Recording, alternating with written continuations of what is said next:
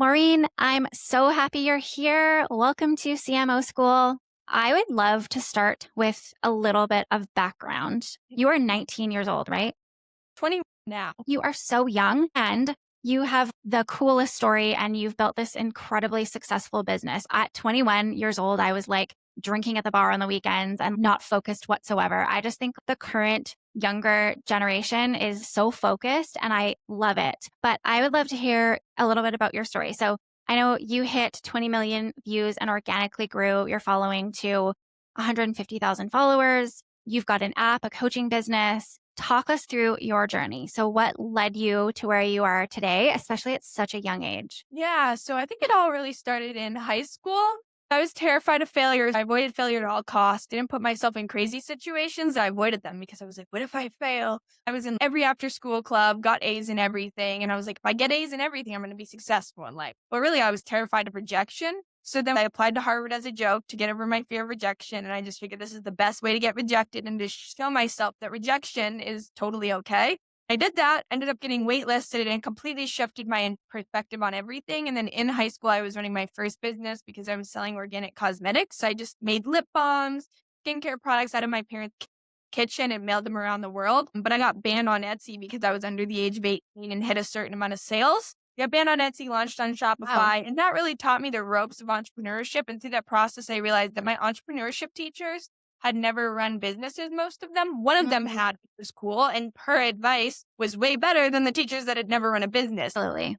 I would just play my classes on my laptop and mute them, like my entrepreneurship or finance classes. And I would just run my Etsy business and I mailed orders around the world. And I would just go to the post office sometimes every day, sometimes every week, and just dump my orders on the counter and just ship them. So through that process, then it snowballed, landed a job offer because I tried to get rejected by this government marketing agency and they accepted me. And then I turned it down. And then I told my parents that I was going to skip college, moved out into a barn loft, put my back against the wall, and told myself I was going to be successful without a job and without a college degree. And I just went all in on trying to fail as fast as possible every single day, try to get rejected every day.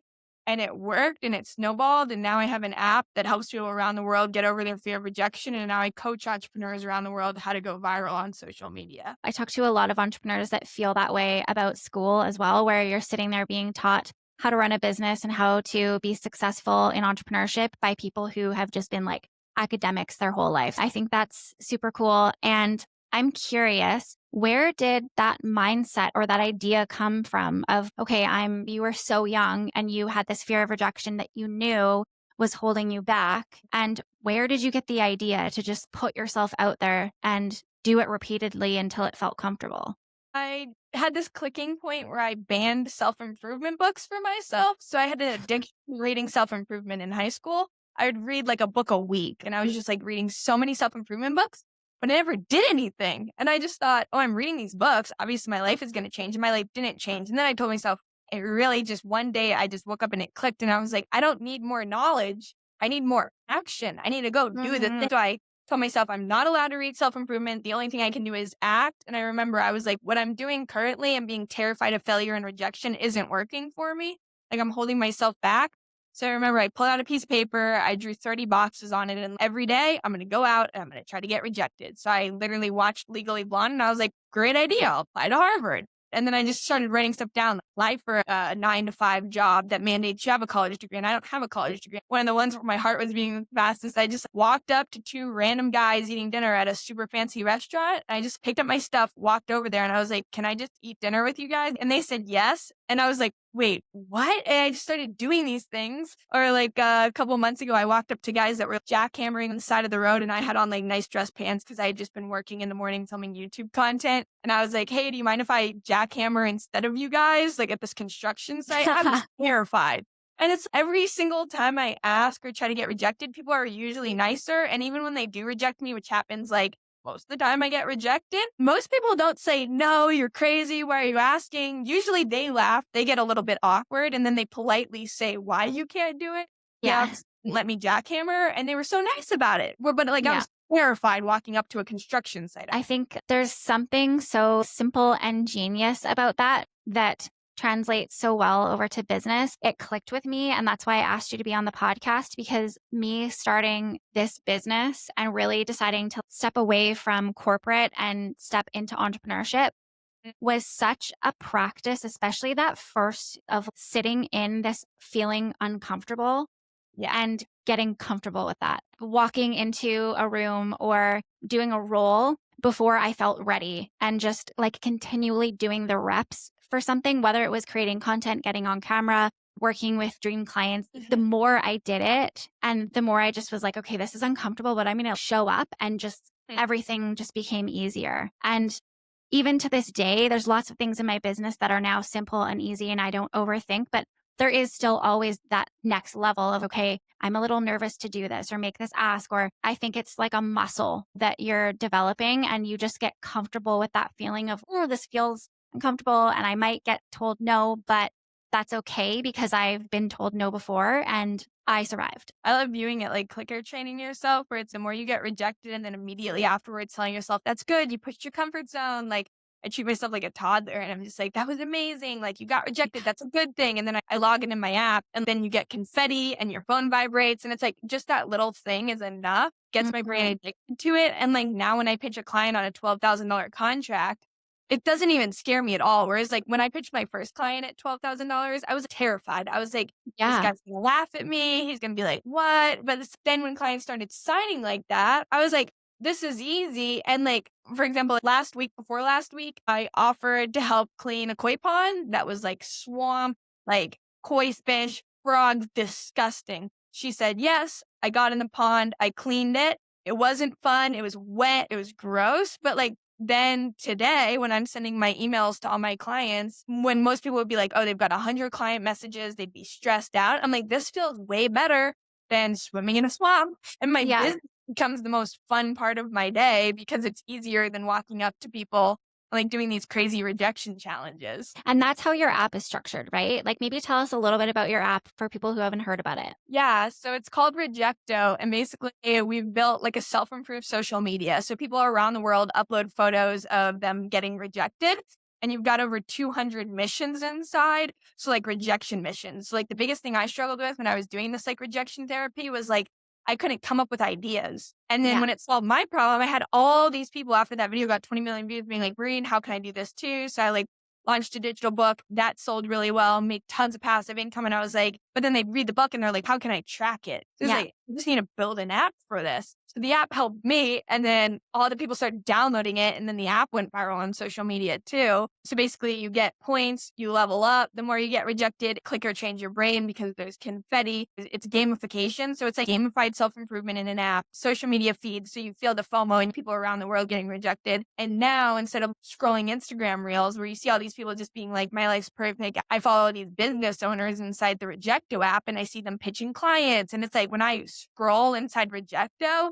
I get lit up, I'm fired up, and it's like I want to scale my business more. So we wanted to build something that inspired action instead Yeah. of consumption. I think it also normalizes that there is rejection at every level, because Instagram can feel like this curated look on there. People are showing the highlight reel and it's not the whole story all the time. And if you're seeing someone going out there, putting themselves out there, getting rejected, and it's somebody successful, someone that you admire, that can inspire you and normalize it, that this happens to everybody and it doesn't mean anything about you. It's just like a very normal part of business that isn't often widely shared. You're not going on and being like, yeah, I just pitched this dream client and they said no. It's usually people going on and being like, want to know how I worked with this dream client? And it's easy to look at everyone else and think that they might have something that you don't have, but it normally is them just not being afraid to put themselves out there again and again and being really resilient and continuing to go until they hit a yes. I love like the Yeah. quote where it talks about like how hard would you work if you knew that your dream life was only like 20 rejections away? And I think about that Yeah. all the time. I'm like, I'm just maybe 300 rejections away from $1 million a year. So I'm Yeah. so excited to just get rejected. And it just is a game. So I'm addicted to Yeah. rejection. Like I love it. I seek it out. I called the news a couple months ago and I was just like, I want a feature on me about my app. It's basically free marketing that would have cost thousands of Yeah. dollars if I asked to run a segment. Called a bunch of places, Most of them didn't pick up. They transferred me 10 times. And then one place picked up, replied to my email that day and was like, we want to have you on. Then I'm on the news. They're promoting the app. People are downloading. And I'm like, what? And then USA Today picked up the app and they wrote an article about it. And I was like, all because I post on TikTok, post on Instagram. And that's another thing is like I'm posting over 100 videos a month talking about my personal brand, showing how I help people. And like that alone is rejection because 100 videos a month cannot go viral. They Mhm. could. I was like, they definitely could. But like 50 of them won't go viral at all. And it's like, I have over 100,000 followers, probably over 200,000 followers at this point across platforms. And I love it when it gets 300 views because I'm like, that's 300 people. One of those people might be a USA Today reporter. One of those people might be Yeah. someone that's sitting in their basement, scared of rejection, and they go get Yeah. rejected and they change their life. And then some Yeah. of them will go on to get a million views, which is great. But it's like when you just get addicted to action and you know Yeah. that success can only come with failure, then I know that like I just need more reps. I was listening to a podcast this morning, and in the podcast, they were talking about the book, The Gap and the Gain, which is like probably my all time favorite book around business and well, life in general. And I think that what you're saying is so true. Like you can either look at the gain or the gap. And when you're sitting there being like, oh, this one only hit 300, and my other ones are usually 10, 20, a million, whatever the views are. It's so easy. I think most people on social media beat themselves up and they're like, how can I do better? I love the perspective shift of no, that is 300 people. Imagine you had 300 people standing in front of you or 100 even, and you don't actually know changed something about their business or their life. So absolutely love that perspective. You mentioned something I wanted to ask you about. How are you publishing? Tell us, how are you publishing 100 pieces of content a month? Like, it's wild, super impressive. I would love a peek behind the scenes of your systems, your structures, like tactically, how do you make this happen? So super easy for me to publish 100 pieces of content a month because I had worked in a bunch of other businesses before starting my marketing agency where I like coach entrepreneurs how to go viral and post a ton of content. I kind of learned how to streamline it because I was responsible at this magazine, this winery, this polo club to post a ton of content. And I was drowning in so much work that I was like, let me find a faster way to do this. So now I have an entire automated content repurposing system where I basically do no editing on all my content, like very little editing. It's just me yapping in 60 seconds and I hit post. It's got a quick hook over it.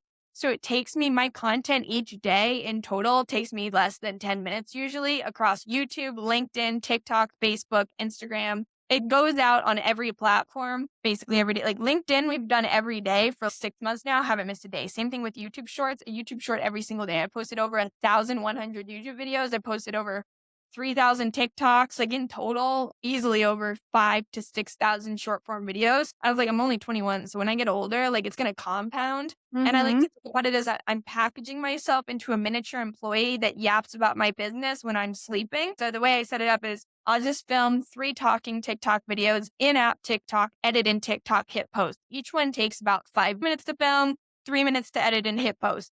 Then my TikTok videos are automatically downloaded into a beautifully sorted Google Drive folder. So I've got an automation set up where it just takes my TikTok videos, watermark free, into Google Drive. Inside Google Drive, I have subfolders. So I've got one for YouTube Shorts, one for LinkedIn, one for Instagram. And then I just drag and drop at the beginning of the month 30 videos into each folder. Some of my Instagram content also goes on LinkedIn, but it's super simple because I hate tech. Like I'm such a grandma when it comes to tech, even though I run an online business. And then I pre-schedule everything in each platform. So I schedule in LinkedIn, natively in YouTube, natively in Instagram, in Facebook. So I don't get less views than if I used exterior scheduling platforms and I don't have to pay for exterior scheduling platforms. Now I'm Yeah. scheduled 2 to 3 months in advance on all the platforms, except for TikTok, because TikTok I film day of and you can't schedule there Yeah. easily with views. But it's all automated and I love it. So now I have a team of people that help me. But just as of a few months ago, I was doing it all myself. And it was Wow. literally 10 minutes a day and then an hour and a half, 2 hours, one time at the beginning of the month to just put in headphones, buy an overpriced tea, and just like work in a coffee shop and just schedule it all. And then I can forget about it. Good thing 4 videos already went out before I even woke up. So I don't have to film content today. Yeah. That's amazing. And I love how simple that is because I think it's really easy to get in our heads about, especially with Instagram, like I'm creating a talking head reel and then I'm going to do a B roll reel. And then I've got some carousels and whatever. It sounds to me like you're pretty much for the most part doing like talking head videos and you've had so much success. Is that right? Like you're not really mixing up the formats. All of it And is fucking head because I figure yeah, as a coach, I get paid to talk on Zoom calls. I get paid to do public speaking gigs. I get paid to go on different speaking opportunities. For me, it makes sense to get people either love or hate the way I talk. And if I yeah, post B-roll, people want to get experience to that. So yeah, yeah, it's almost all talking videos. Occasionally I'll do a highly edited one if I feel like being creative that day. But then the talking videos, if they're 60 seconds to 3 minutes, can be repurposed on all the platforms. And then what we do is we actually take my short form talking videos. We'll take a video.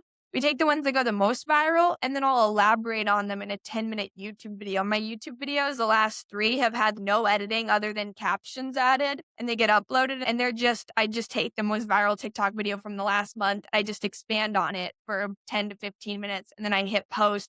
Sometimes I upload my long form YouTube videos directly from my phone. Like I don't even export to my laptop first because I don't want to be bothered. Or I'm sitting on my phone on Instagram, on my laptop. Like I would much rather be hiking, be running, yeah, yeah. be biking, be like, I don't, or be traveling. Like in 2 weeks, I'm flying to Europe again. I'm going to live in Latvia for 2 months just to do it. Amazing. Sounds fun. And then after that, I'm going to the Azores in Portugal. I'm addicted to my phone on my phone every day. So I want it streamlined, simplified, across all platforms as easy Yeah. as possible. Cause I think so many entrepreneurs are like glued to their phones and then they build a business they don't even love. I love my business because I get paid to talk about what I'm passionate about each and every day.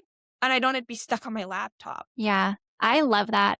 In marketing, as a Mhm. marketer, I follow so many different other marketers and social media coaches. What's unique about you is I don't know that I've seen somebody have such a simple approach that is actually really working. Like you are proof and your clients are proof. I see your testimonials all the time. And it just goes to show that you don't need to be overcomplicating. A lot of people get shiny object syndrome with marketing and particularly with social. Like, what's the newest thing? There's always something. And I think that people can wind up spending 20 hours a week doing. I love how simple your system is. I love how much you've shared as far as like the tactics. Like, someone could literally like walk away from listening to this podcast and go do that so easily. So thank you. I think one thing that kind of stops people from creating content is the topics. Like they're sitting there being like, oh God, what do I talk about today? What do you do to come up with content ideas? And particularly on the days when you are maybe not feeling inspired. I love being the niche. So sometimes I'll just pick 3 categories I'm really passionate about.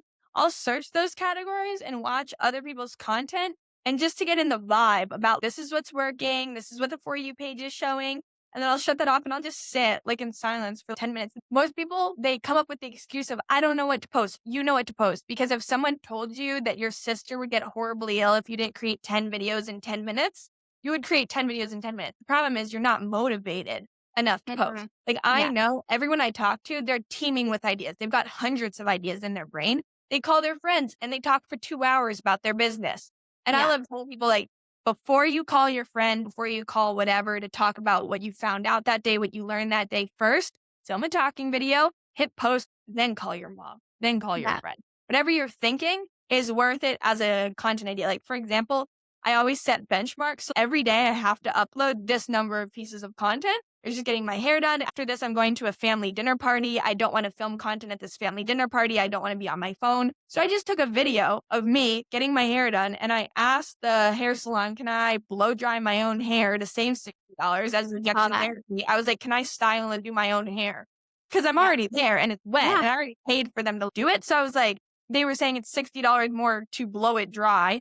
And it was $60 for my sister to get hers blown dry, and I was paying for both of us. So I was like, can we just do it ourselves? And they ended up saying yes. I just filmed this like short little clip that doesn't even seem like it's in my niche. Like it's a dumb idea. It's simple. And I just titled it like rejection therapy asking to blow dry my own hair. Simple. It Yeah. now has over 550,000 views. So over 500,000 views this week. And so many people are now downloading the rejection app because they're like, I want to try rejection therapy. And all of Yeah. those are running into paid app trials. So that's making me passive income technically. I don't like the term passive income because I work hours and hours every day on the app. So I don't really feel like it's It's passive. never, yeah, it's not truly passive. There's always Yeah, something. Yeah. exactly. Yeah. But it just goes Yeah. to show set the benchmark and then your brain will come up with stuff. And I have found when I've been the most consistent, I was following a similar method. I wouldn't say I just literally was doing it myself.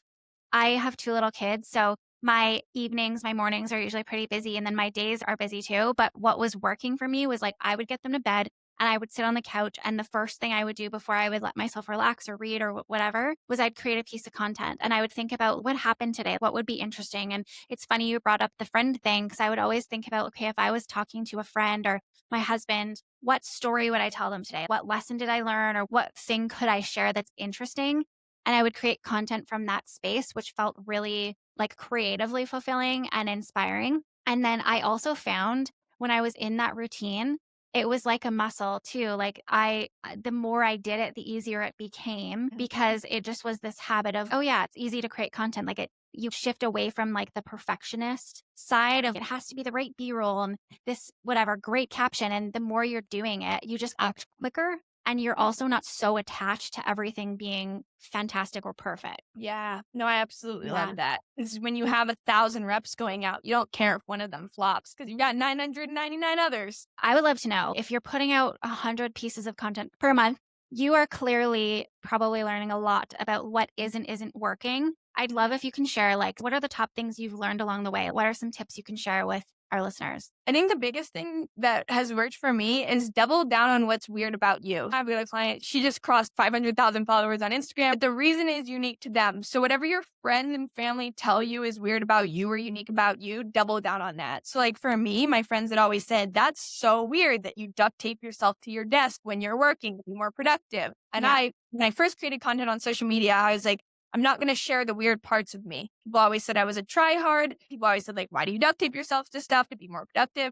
And I used to just avoid all that. And then I realized everything that's weird about me is my unique advantage to go viral. So now I do that. Now I post videos Yeah. of duct taping myself when I'm working. And I think whatever is weird about you or whatever is unique about you, which sounds like cliche homework advice, we literally double down on it. Because when you shy away from it and you just try to match what everyone else posted, your content tastes like rice with no flavor. It's like, this is so bland and diluted. And if your content can't get hate, then it's not going to go viral usually. Like you need to have an opinion, whether it's one way or the Yeah. other. It doesn't matter what your opinion is. Just have something that doesn't taste like rice because so many people are so bland in their content. It's not interesting. Like right before this podcast interview, I got on a call with one of my clients who's an actor. She was in the Ariana Grande music video that has like 100 million views. And she was like, Maureen, I've got all these ideas. How do I turn this into content? And I scripted 21 days of content with her in less than 30 minutes. So now she's going to do a 30-second to 60-second skit where she acts out as someone. So like in her first video that she's posting this week, she's going to act as a judgmental therapist that like when it hits 3 p.m., she's going to be like, tell me how you're feeling after your divorce. And then she's, oh, wait, it's time. Like you'll have to do that in the next session. So it's every day she's going to act as someone different. Super simple series, 30 seconds a piece. All it takes is one of those videos going viral and reaching some producer. And that producer is going to be like, oh my gosh, we need a therapist in this niche. Like she just did a audition for a Geico commercial. She's into so much stuff. She's now going to do that series. Most of the time we were just chatting about her business and how we can streamline other aspects, but it's like her content strategy is different than the content strategy I make for the fitness coaches that work with me, but each person doubles down on what's weird about them. Like we Yeah. shared Ariana Grande video as a reel and it went super well, got a ton of views because that's what's weird about her. That's unique about her. Like now she's going to share Orange is the New Black, splice that up, post that as a reel. So I like telling people just think what's weird about you and share that. Stop hiding that. I think especially being in marketing, I'm paying attention all the time. Mhm. And that has been a bit of a blocker for me creating content because I think when you're constantly in this world, I get fatigued. I'm like, I don't want to add to the boring content of the same old, I feel like it's almost digital clutter or digital junk mail. And I don't want anyone's inbox or feed to be feeling that way from my content. But I find it's interesting and this dance of finding your unique voice and your spin, trying to discover what does make you unique. But I think it's so necessary because otherwise you do just sound like everybody else and it's boring. It's boring to create and it's also boring for other people to watch and engage with. Most people stand on the side of the swimming pool and they ask me how to swim. In terms of content, they're like, Maureen, if you say that it needs to be unique, then like I should script it for 3 years and that's what's going to make me figure out what's unique. The way I found out what was unique about me was it was an accident. I told myself I have to post 3 to 5 TikTok videos every day for months. I'm going to send 20 outbound DMs every day. And like Then one of them went viral. Once I saw one go viral, I doubled down on that. Like one went viral when I talked about rejection. I doubled down on the rejection thing. Then rejection went on to get me in all these magazines and stuff. Just tripled down on it. So like the best way to swim is to literally stop asking questions, stop reading books, stop listening to podcasts. Like after this podcast, go take action, go do the Yeah. thing. Just post a video, post another video. One video will do a little bit better than the others. Double down on that. You won't think yourself into a solution. You're not going to think yourself into being a unique person. But if you post a video every single day or multiple videos every single day, it's going to become rapidly apparent what people find interesting because there's algorithms that social media put billions of dollars into to perfectly calculate what invokes emotion and what goes viral. So it's like you have the best market research tool in existence downloaded on your phone right now. Yeah. Just your stuff, and then you'll figure out exactly what works. I think what's cool about it is if you're like, okay, I've got 20 minutes or an hour or something like that, this is my content window, you're Mhm. going to run out of ideas. And it's probably those ones where you're like, okay, I did the obvious, I did whatever. A lot of our listeners will be fractional CMOs or marketing professionals wanting to step into this space. You might be posting about like your packaging, your pricing, or how to know when to hire a fractional CMO, like all the obvious stuff that's going to come to your mind first. But it's like when you've exhausted those ideas and you're like, okay, now I have 10 minutes left and I've got one more today because that's what I committed to. It's going to probably be those things that just come to you. You just post off the cuff that are going to be unique and different and that flavor that, you're talking about, which is really cool. My best video, that one that has over 20 million, I remember that day vividly because I was starving. I had just taken so many Zoom calls and I needed to go grocery shopping because I had no food at the time. I ate the last few pieces of lettuce out of my fridge and I was like, nope, you're not allowed to go buy yourself food till you get your content out today. And I was like, this is so dumb. I was so frustrated. I was like starving and I just pulled out my phone and I was like, this is why you should get rejected. I felt passive aggressive at the time. I was like, you should just go fail more, go out, fail more. I'm so passionate. There was so much conviction. And I spoke pretty quick because I wanted to get to the grocery store to get some food and then posted it. I was like, this video is trash. This video is blurry. It's not even that good. Got it out over the next few months, just completely took off. Or like one time I filmed a video on a plane of my laptop screen, just showing my content automation system. Remember getting off the plane and I was like, this is so blurry. This looks bad because the internet wasn't great on the plane. And I just hit post. I was like, I'm on vacation now. I didn't want to film any more content. I was like, need to hit the benchmark, hit post, went viral, sent me so many clients. That video made me multiple thousands of dollars. And I was like, whoa, if you just make yourself do it, it comes across more authentic anyway. So I mentioned our listeners are fractional CMOs, marketers. I would love to know if you were stepping into working with me or working with another fractional CMO, what advice would you give us from a content perspective? Where would you start? What would you build out as far as a content strategy? Yeah. The biggest thing I would say, which I learned at a conference once, is like, if they don't want to be you, they won't hire you. So show why you're so good at it. Build yourself into the type of person that's really good at it. That way when people watch your content, they're like, oh my gosh, I want to be like her. I want to be like him. Why would anyone hire me as a content coach unless I've gone viral and I can easily post 100 videos a month? No Yeah. one should hire me if I'm not going viral and if I'm not automatically posting a ton of content. So look at, what does your client want? Write down all those things, exactly what your client wants to achieve, whether it's like saving time in their business or doing whatever, or get their marketing done like XYZ. They want to easily do XYZ, and make sure you're currently living that life. And when you can do it for yourself, other people will hire you to do it for them. Because I think there's so Yeah. many people in the coaching industry or service-based industry that are like, I want to help people like get a six pack, and they don't have a six pack. And it's like, first helping other people get a six pack is you get yourself a six pack, and then people will hire you because you need to be one step ahead of your clients.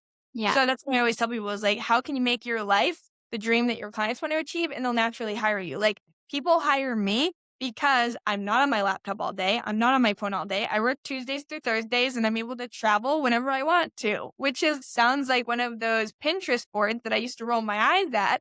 But it does. Why would someone hire me if I was chained to my desk? Or I guess I technically am duct taped to my desk part of the time. But if I was at my desk in a basement working 14 hours a day, Yeah. cranking out this Instagram content, no one would want to be me. So I just like thinking about, make yourself into a person that other people would want to be. And then your content should reflect that. And naturally you'll have a wait list of clients. Now I have 430 something people that have filled out the type form wanting to work with me. And I'm like, I can't even keep up with the amount of applications. And I'm like, it's crazy because it's like, I just focused on me. I focused on building me into the type of person that other people wanted to become.